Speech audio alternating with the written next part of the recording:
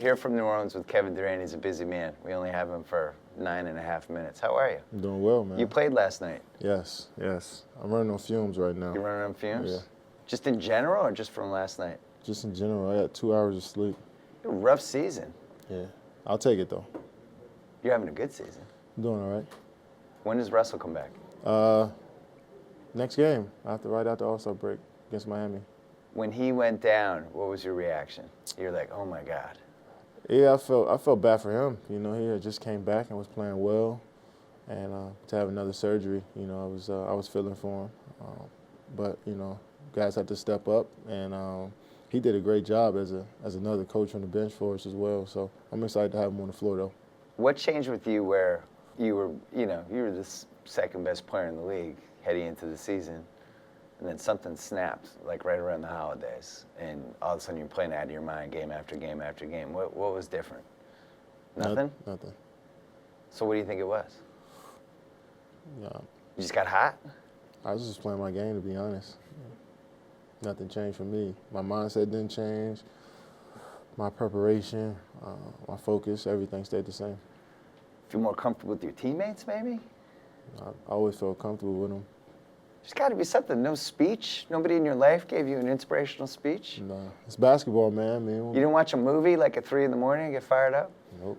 I just played. Just went out there and played. You seem, I don't want to say you're icy this season, but there's definitely, I don't know, there's a hyper focus with you this year that seems a little different. Like you're tired of. What was it years before? It wasn't. Yeah, you were happy. Okay. I mean, definitely taking these little steps. But now it just seems like you just want to win the title. That's it. That's all you're thinking about. I always just wanted to win the title. So what's different? Why do you seem different then? Nothing's different. So I'm imagining everything? Yep. What about you versus LeBron? This seems like it's becoming a thing. We played them one time. We had 55 games. So we played them one time. So it's not me versus LeBron at all. So it's the media? Yeah, of course. Yeah. But you had to notice the MVP stuff started with all of a sudden people like me, we have to have debates on shows to fill time. That's your job. You have to do it. I understand that. But I try not to get into that because the only thing I can control is how I play and how I approach the game every single day. And I let the rest take care of itself. How has that approach changed this season compared to other seasons? Or is it the same? It hasn't. Nothing? Like you don't study? I know you're into the stats and I'm shot locations, stuff like that. Not anymore. Not anymore? I just let it fly. Really? Do you think you're overthinking it before? You can say that. Yeah? You can say that. I've learned the game on a different level, I think, mentally, how I should approach every single game. It's different games. You know, every game is different for me. It might be a game where guys are trapping me, I got to make the pass, or guys just let me play one-on-one, and got to do what I do best, which is put the ball in the basket. So, each and every game is different for me. The one thing I feel like seems different about you is just how you've just gotten better. Just I think for all the games you've played on, setting up teammates, kind of knowing when the defense is shifting over to you too much and when to hit guys. Yeah, I've been learning a lot in that area. I still telegraph my passes and predetermine things, but that's a part of my growth. And my coaches do a great job of just getting on me when I mess up, and I just learn from my mistakes. But I think I've grown in that area. I just got to keep making steps. The West is much better than the East, and now you guys are in a stretch where you guys have to play all these Western teams over and over again, and it's almost like every night you're playing a potential playoff opponent. What's your favorite team to play against out of all the contenders? Because it looks like it's Golden State. Every time you guys play, it's just an awesome game. I think we're done with Golden State, but every team is fun for me. Yeah? You don't have one special one? You're like, oh, these guys tonight. No, because every game is tough, especially in our conference, especially in our division.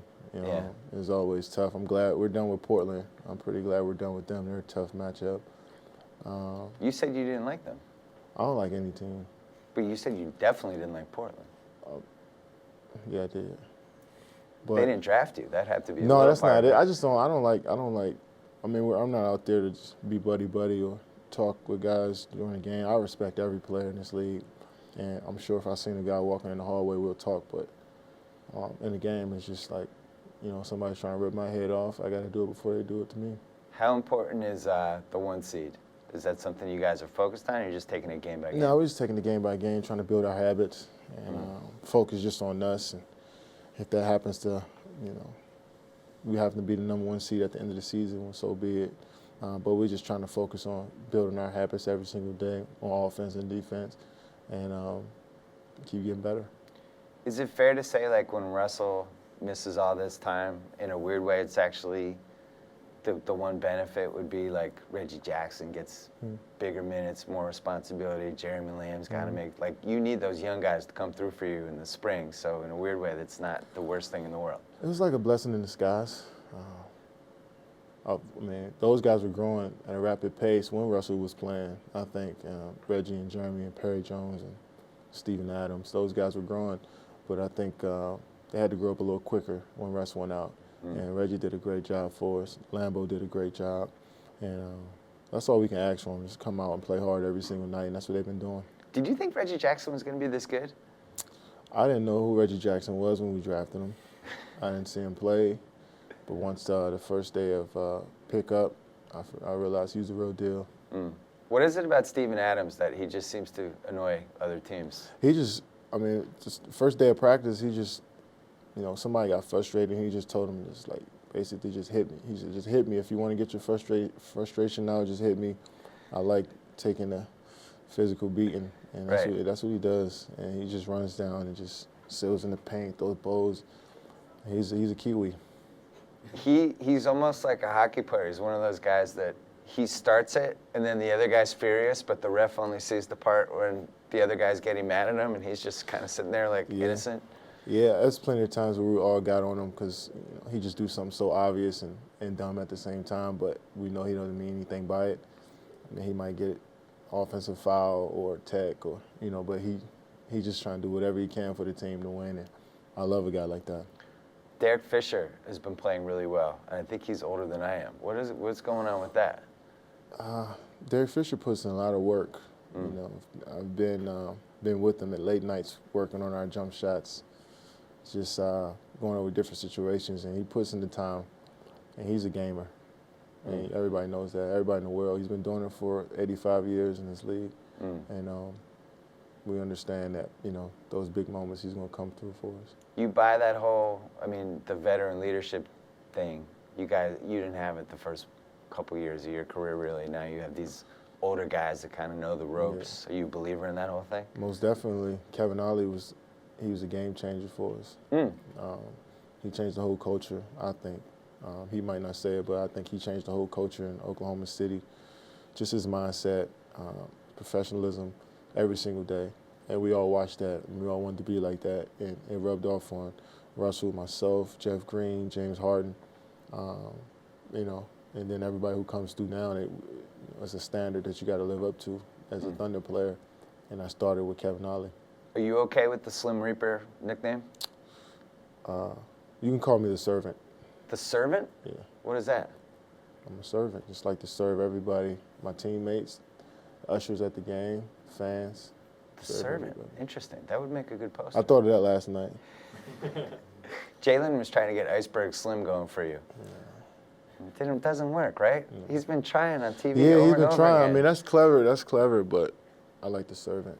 I know it's kind of weird to make your own nicknames up, but I like that one better. I think that's what should happen. I think everybody should make their own nickname. Why shouldn't you have control of your own nickname? That is true. But isn't that like a little arrogant? The Slim Reaper's pretty good. That was cool. I seen the picture. It was pretty cool, but it looked a little too dark for me. The thing is, you got the KD initials. People just call you KD. You probably don't even need a nickname. That's just like classic, like AI, like KG. Yeah. That's easy. Well, hopefully after June it'll be champ. We'll see. Then you won't need a nickname. We'll see. I will see you in the finals, probably, maybe. I hope so. Knock on wood. It'll be fun. Good luck. Thank you. I appreciate it. We'll be back in New Orleans with more BS reports later in the day.